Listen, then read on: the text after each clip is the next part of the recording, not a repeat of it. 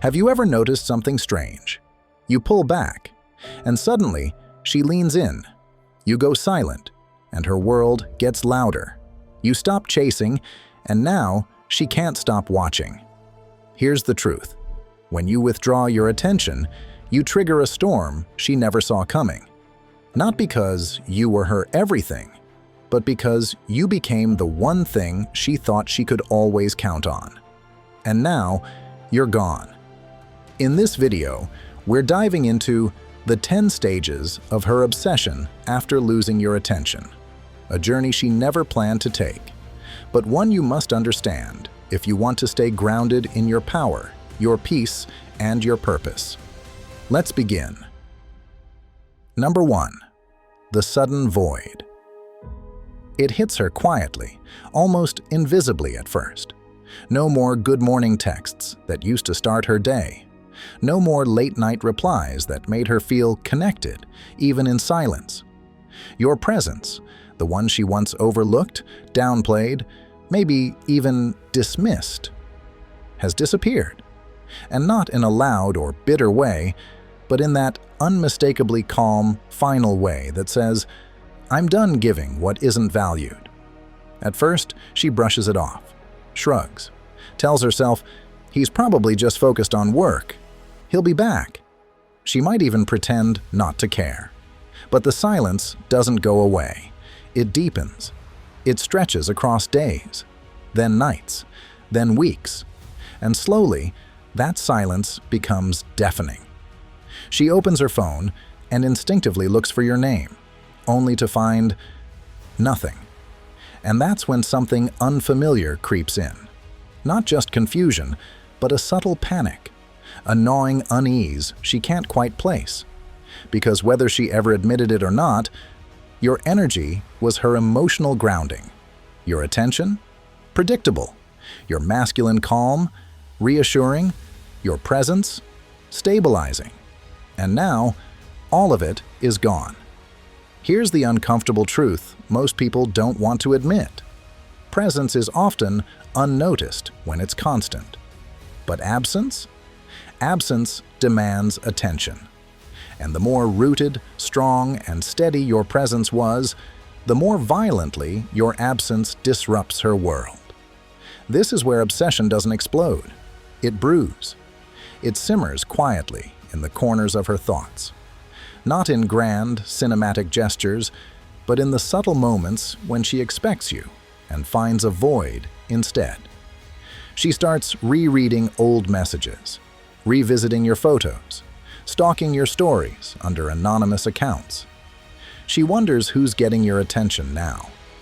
She replays the last conversation, trying to decode your tone.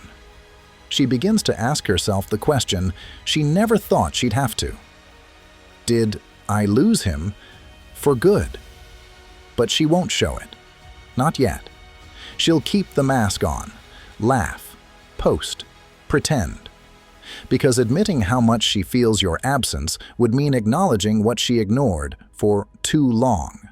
That you mattered more than she let on. From a Stoic perspective, your withdrawal wasn't emotional revenge. It was emotional clarity. You didn't pull away to punish her. You detached to protect yourself. Marcus Aurelius wrote, "Just that you do the right thing. The rest doesn't matter." You stopped pouring energy into a place that treated it like it was infinite. You honored your worth, not out of anger, but out of self-respect. You're not lost. You're leveling up. You're not chasing validation. You're nurturing solitude. While she scrambles to process the sudden emptiness, you continue to build. Not loudly, not dramatically, but deliberately, steadily, stoically. Number 2. The subtle check-ins. Every story you post, every status update, even the small glimpses of your day, they all catch her attention. Not with immediate reactions or likes, but with a silent vigilance that screams, "How is he doing without me?" She's searching for signs, not of your suffering, but of your peace. Is your life in disarray, or are you calm, composed, and moving forward. That possibility that you might be growing stronger without her shakes her to the core. Deep down, there's a fear that perhaps you are her steady, grounding force, and in her absence, you've only evolved. What unnerves her isn't your pain, it's your balance. And here's the part she never expected. You're not performing. You're not baiting her with cryptic quotes or pretending you're okay just to prove a point. You're simply living with quiet intention, with a discipline that doesn't need an audience. Your detachment isn't bitter, it's clear. It's not cold, it's calm. Because you've stopped orbiting around her presence. You've reclaimed your center. A grounded man doesn't live to be seen. He lives to be aligned with his truth, his values, his growth. He doesn't measure his worth by attention, but by how deeply he lives in alignment with his own mission. And that's what you've embraced. You're no longer seeking closure. You've become the closure. From a Stoic lens, this is strength at its core. By returning to your center, controlling only what you can, namely your reactions and your path, you've traded the need for attention for the pursuit of genuine growth. As Epictetus reminds us, improvement might mean being misunderstood. But that's a small price to pay for staying true to yourself. You're no longer fueled by reactions. You're moved by purpose. And that quiet shift in you, it's powerful. It's magnetic. She might not admit it, but she feels it. She keeps returning to your profile, not to reconnect, but to remember, to look for signs of herself in your world. But the reflection has changed. You're no longer the man she left behind. You're someone new, someone stronger, more focused, more fulfilled. And ironically, it's your absence, your calm, centered distance that speaks the loudest. It lingers. It echoes. You're not trying to be unforgettable. But in letting go, in moving forward, without looking back, that's exactly what you've become. So ask yourself, are you living to be seen or living to evolve? Are you posting from a place of peace or hoping to be noticed? Your detachment might just be the most honest reflection of growth there is. And someone out there, maybe even her, is watching it unfold. Number 3. The overthinking spiral. Now, her mind won't shut off. Not during the noise of the day. Not in the stillness of night. Especially not when she checks her phone and sees nothing from you, no message, no, hey, no sign that you're circling back. And that silence? It doesn't just bother her, it haunts her. Why did he pull back? Is he with someone else? Was I not enough? These aren't fleeting thoughts. They're loops, endless, exhausting loops. Her mind begins running simulations, desperately trying to fill in the blanks. She replays the last time you spoke, rewinds the final words, and studies your silence like a puzzle. That joke you cracked before leaving? Now it feels heavy with meaning. That pause before goodbye? Suddenly it feels like a sign. She replays your voice, searching for the moment everything quietly unraveled. And here's what cuts deepest. She didn't fully value those moments when she had them. She mistook your presence as permanent, took the calm of your energy for granted. But now, in your absence, even the smallest things feel sacred. That lazy afternoon where laughter flowed without trying, that quiet car ride where nothing was said, but everything felt understood. That one time you showed up without her asking. Now, she clings to those memories, rewinds them like scenes in her favorite film, hoping to catch something she missed. But it's gone. Not just the moment, but the man you were back then. Because while she's mentally time traveling, trying to rewrite the past, you've been building your future. You're not stuck in what could have been. You're grounded in what is. And you didn't move on out of bitterness. You moved forward with clarity. Because you learned what Stoicism has always taught. Clinging to something one-sided is a quiet form of self-betrayal. A man in alignment doesn't wait to be noticed. He proves his worth in silence, through action, through presence, through peace. You rise in the morning not for applause, but for purpose. You don't chase, you refine. You don't dwell, you evolve. Your energy no longer leaks into empty spaces. It's invested in your mission, your growth, your center. Seneca said, "We suffer more often in imagination than in reality." And while she's spinning stories, trapped in loops of what if and maybe, you've stepped out of that maze. While she's haunted by questions you'll never answer, you're writing new chapters rooted in truth, not illusion. And here's the irony. The calmer you become, the more chaotic it feels for her. Because obsession doesn't grow from absence alone. It grows from the realization that she misread a man who never needed her validation. A man whose value wasn't inflated by her attention and won't diminish now that she sees it. Too late. That's the quiet power of walking away with peace. While she rewinds, you rise. Number 4. The passive provocations. She starts posting more frequently, and it's anything but random. It's carefully calculated. Curated selfies, precise angles, and captions that carry just enough edge to sound empowered, yet reveal she's still unsettled. You'll notice quotes like, "Finally choosing myself," or subtle jabs such as, "Some people lost me when I was worth keeping." Occasionally, sultry photos appear with lyrics from songs that feel suspiciously personal, echoing things you once said or feelings she never fully admitted. But here's the truth beneath the surface. This isn't genuine healing. It's a performance. And you're the intended audience. Every status update, every indirect message she posts, it's all emotional bait, meticulously crafted to elicit a reaction. She wants a sign, a comment, anger, sarcasm, even a simple like. Anything that breaks your silence and shows her she still has a place in your emotional world. She's not malicious, she's uncertain. Your newfound quiet, your calm detachment, confuses her. Before, your attention felt guaranteed. Each of her posts had the power to draw you in, prompting you to question, was that about me? But now, you're present in your life, yet absent from hers, and that quiet strength terrifies her. What she didn't anticipate is your evolution beyond these emotional games. You're not chasing ghosts or reacting to echoes from the past. You've trained your emotional responses with discipline, recognizing these attempts for what they are, tests, not true invitations.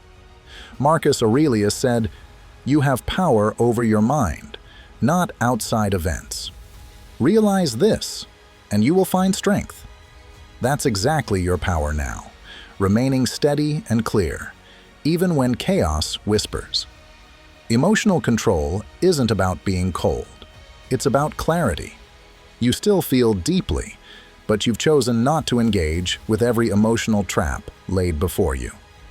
Peace isn't something passive. It's actively chosen by stepping away from drama you've outgrown.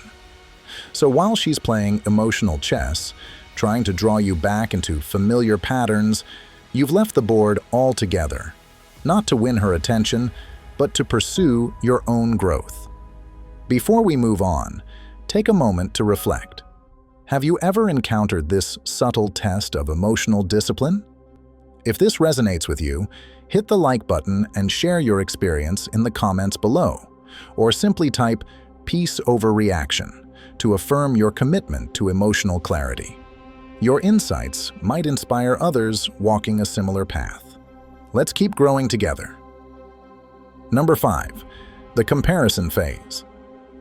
She goes out now, dresses with care, sprays on that scent you once told her you liked, She enters new places with new faces, and from the outside, it looks like she's doing just fine, maybe even better. She's texting someone new, someone who compliments her quickly, laughs at all the right moments, tries hard to impress. And yet, something feels off. The laughter doesn't reach as deep. The conversations don't land quite right. Everything feels just a little too scripted, too eager, too surface level. Even in the noise of attention and the comfort of distraction, she can feel it, that quiet dissonance, that subtle ache of something meaningful now missing. Because they're not you. They don't have your calm, that steady, grounded presence that didn't try to steal the spotlight, but somehow held the whole room. They talk more, but say less. They try harder, but connect less. They fumble where you were fluid.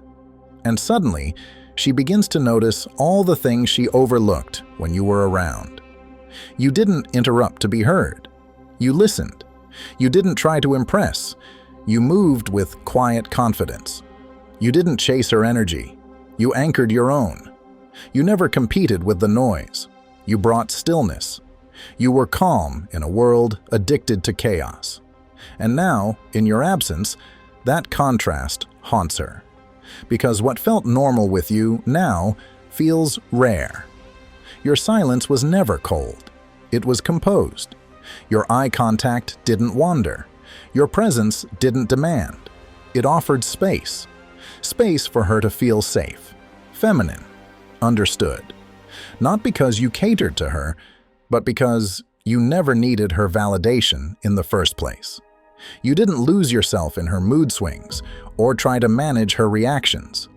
You stayed grounded in yourself. That was your edge. That was the difference. And it wasn't an act. It was alignment, a way of life rooted in principle, not performance. As the Stoics taught, you lived by your inner compass. You didn't need her praise to feel worthy. You weren't reactive. You were responsive. You weren't looking for attention. You were building something real. Self-mastery.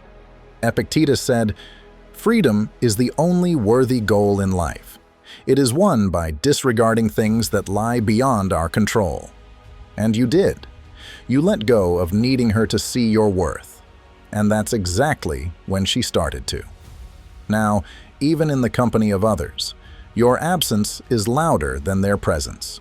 She compares, quietly, constantly, searching for glimpses of your steadiness in their anxious gestures, your depth in their small talk, your power in their over-eagerness.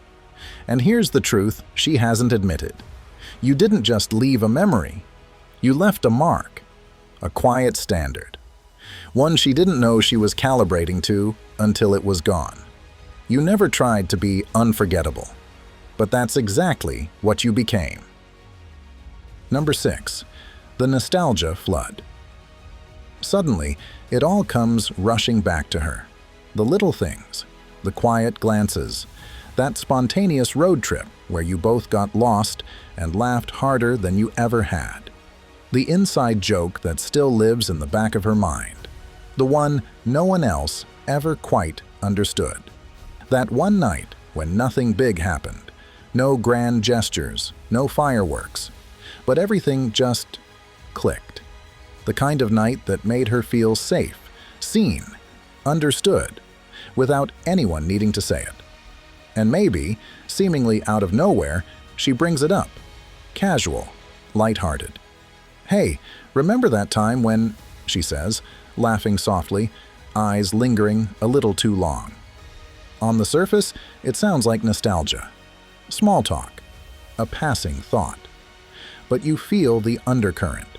Because she's not just recalling a moment, she's revisiting a feeling. She's reaching back into something steady, something rare, something real. She's not searching for information. She's reaching for connection, hoping that spark still flickers somewhere inside you, hoping that what you had wasn't just a moment, but a mark. What she doesn't fully realize is this: that moment still echoes within her because it was anchored by you. Your calm, your grounded presence, your unshakable energy that made the world feel a little less chaotic. You didn't need to impress. You didn't try to control. You just showed up, fully, quietly, with depth. And that kind of presence leaves a fingerprint on the soul. But here's the difference between a grounded man and the rest. He doesn't drown in the sweetness of memory. He doesn't mistake a beautiful past for a viable present. He honors it, but doesn't re-enter it, because he knows memory, while warm, can blur truth. It can romanticize what's already run its course. Stoicism teaches we don't resist emotions, but we don't become them either. We feel, we reflect, but we do not live in rewind. The happiness of your life depends upon the quality of your thoughts, Marcus Aurelius wrote. And your thoughts? They are not fixated on what was. They are anchored in what is. So when she brings up the past, you don't flinch. You don't chase the feeling. You smile. You nod. You hold the memory like an old photograph, something to appreciate, not something to live inside. Because you've chosen peace over fantasy, presence over pining. You've taken the wisdom, not the wound. And that quiet emotional clarity, that steady refusal to be pulled backward, is what shakes her most. Because while she's caught in the current of what if and remember when, you've planted yourself firmly in now. That's the paradox. The less attached you become, the more she feels the weight of what she lost. And that memory, it doesn't fade. It lingers, not in your mind, but in hers. Number 7, the fake indifference act. Now, she's doing the most to seem unbothered. Her feed lights up with sparkle. Big smiles, perfect lighting. Captions like, healed and unbothered, or energy unmatched. She's tagging new people you've never seen before. Dinners, rooftops, new scenes, new faces. Her life, at least online, looks like a celebration. As if letting you go was the best decision she ever made. As if she's leveled up, evolved, and left the past behind without flinching. But here's the truth she won't post. When the filters fade, when the camera's off, when the music stops and the night is quiet, she scrolls, she lingers. She checks your stories with the volume down and the lights off. She rereads old messages, trying to feel what she once felt. She compares her current glow to the warmth of your presence. And it doesn't add up. That smile in her latest photo, a little too perfect. That energy in her captions, a little too curated. Because, deep down, she's not just wondering about you. She's questioning herself. Did I misread the connection? Was he really that calm? Or did I just assume he'd wait? Did I mistake his presence for permanence? And most of all, did I underestimate his silence? Because she expected you to break, to double text, to chase, to give in to the discomfort of distance and find a way back into her orbit. That's how it usually goes. But you did something different. You didn't play the game. You didn't make noise. You didn't try to appear fine. You became fine. Not overnight, not for show, but through discipline, through work, through stillness. You healed, not to prove her wrong, but to become more right with yourself. Seneca once said, "It is not the man who has too little, but the man who craves more, that is poor." And now, you're rich in the one currency she can't fake online: inner stillness. You're not craving her approval. You're not competing for space in her story. You've stepped into your own. While she's busy convincing the world she doesn't care, she's haunted by the truth that you actually don't. Not in a bitter, resentful way, but in a liberated, grounded one. You've accepted the loss, sat with it, grown from it, and moved forward.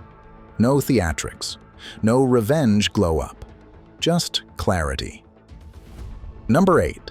The accidental contact. Oops, wrong text. Hey, do you remember the name of that place we went to? Just saw something that reminded me of you. On the surface, these messages seem casual, harmless, like innocent little slip-ups. But don't be fooled. These aren't accidents. They're not random. They're not about the restaurant, or the photo, or even the memory. They're emotional probes, feelers, small taps at the door of your mind to see if it still creaks open when she knocks. She's not reaching out to rebuild the bridge. Not yet. She's reaching to test it, to see if it still holds weight, if your silence is firm, or if it's just a waiting room for her return. Each message carries the quiet hope that you'll still respond the way you used to, with warmth, with eagerness, with the familiar comfort of someone who still cares. But here's where everything shifts, because you are no longer the man she left behind. You've changed. You've grown. You've reclaimed your emotional landscape. You've stepped into stillness, not out of indifference, but out of respect. Respect for your time, your energy, your peace.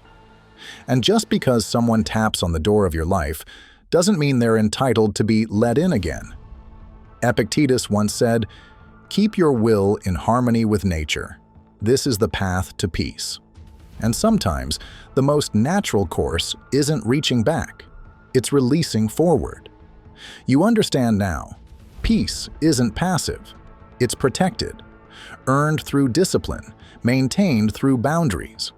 So when that accidental text arrives, you don't flinch. You don't romanticize it. You don't build stories around it. You see it for what it is. A check-in, a pulse reading, a hope that the man she once knew is still emotionally available. But he's not. Not because he's cold, because he's clear. You don't respond from longing. You don't validate half-hearted efforts. You live in truth, not in half-open doors. Because you've learned, when someone can't appreciate your presence, they lose access to your attention. And that's what she didn't expect. She thought the door would always be unlocked, that no matter how long she wandered, your loyalty would still be waiting. But what she finds now is different. The man she once knew would have replied in seconds. The man you are now values silence over sentiment. That stillness, that control, it speaks louder than any reply ever could. Because your peace is no longer something you trade for moments of connection. It's a way of life. And the moment you stopped chasing is the moment she realized the door she once walked through so easily is now guarded by a man who finally knows his worth. Number 9. The emotional outburst. When the subtle hints stop working, when the seductive photos don't land, when the wrong texts go unanswered, emotion takes the wheel. That calm, collected mask she wore, the one meant to make you think she's unbothered, starts to slip. And suddenly, it happens. An outburst. Sometimes it arrives in the form of a late-night message, laced with anger she swore she'd never show. Other times, it's a tearful voicemail, filled with confusion and regret. Or it might be a barrage of accusations. You never cared. You've changed. You're so cold now. But here's what most men miss. This isn't about closure. This isn't about truth or healing. This is chaos, finally breaking through her carefully crafted mask of control. Your absence didn't just go unnoticed. It created a vacuum, a silence she can't escape, a presence she can't replace. She tried to play it cool, tried to convince herself, and maybe even others, that she's fine. But the truth? Your silence is too loud, your detachment too deep, your emotional stillness too unsettling. And now all that tension, all those buried emotions she thought she could manage, they spill out, messy, raw, unfiltered. This isn't happening because she's over it. It's happening because she's not. But the biggest shift? It's you. The man who once might have folded at the sound of her voice, who once felt responsible for her pain, who once would have rushed to soothe, to explain, to make her feel better. He's not standing there anymore. Because true Stoic strength isn't coldness. It's clarity. You've mastered what you feel. You've learned not to drown in the waves of someone else's emotional tide. You've built your foundation on stillness, not reaction. And emotional outbursts? They don't sway your direction anymore. They don't drag you back into confusion or pull you into guilt. Instead, they remind you of how far you've come and why you left the chaos behind. So when she lashes out, you don't engage the drama. You don't defend yourself. You don't mirror the noise. You stay calm. You stay grounded. You stay in your lane. Not because you don't care, but because you've learned to care without collapsing. You've stepped out of the storm and into a life where peace is not a reward. It's your baseline. And while she may cry, rage, or beg for a reaction, you don't give her chaos more fuel. You give it what it cannot feed on: silence, space, stillness. And in doing so, you don't just protect your energy. You free yourself completely. Number 10. The longing returns. It doesn't happen in a dramatic moment. There's no big realization under flashing lights. It's quiet. It creeps in during the most unexpected times. When she's alone in bed, when a familiar song plays, when she sees a man try to lead with ego instead of calm presence. That's when it hits her. The obsession isn't with you, the man as a name or face. It's with how she felt when she was around you. The calm, the safety, the way you made her feel seen without needing to be loud. She starts realizing that what you brought to her life wasn't just rare, it was centered. You didn't seek her approval. You didn't cling for attention. You were whole, and you gave from that wholeness, not from lack. Now, she's surrounded by men who try to impress her, but lack depth, who try to possess her, but can't understand her. And in that contrast, you rise, not as a memory, but as a standard. This is where the obsession takes root, not in desire, in recognition. She begins to understand that your strength came from within, that your discipline wasn't for show, it was for peace, that your silence was never passive, it was powerful. And now, you've become unforgettable, not because you forced her to remember you, not because you begged to stay in her life, but because you lived in alignment with your values, calm, clear, and complete. As Marcus Aurelius once said, "Waste no more time arguing what a good man should be. Be one." And that's what you did. You didn't argue for your worth. You embodied it. And in doing so, you left a mark that no performance, no rebound, no closure conversation could ever erase. That's the quiet power of a man who no longer seeks to be remembered, yet never gets forgotten. As we reach the end of this exploration, let's reflect on the powerful lessons we've uncovered today. You've seen how your silence, intentional, calm, and grounded, can reshape the emotional landscape in ways words never could. You've learned that obsession isn't sparked by dramatic actions, but quietly, through disciplined self-respect and controlled absence. The Stoic wisdom here isn't about punishing someone. It's about preserving your peace, your power, and ultimately, yourself. Remember, the strongest messages you can send aren't always spoken. They're lived. Your actions speak louder than promises, and your silence can echo far deeper than your words ever did. As Marcus Aurelius wisely reminded us, Waste no more time arguing about what a good man should be. Be one.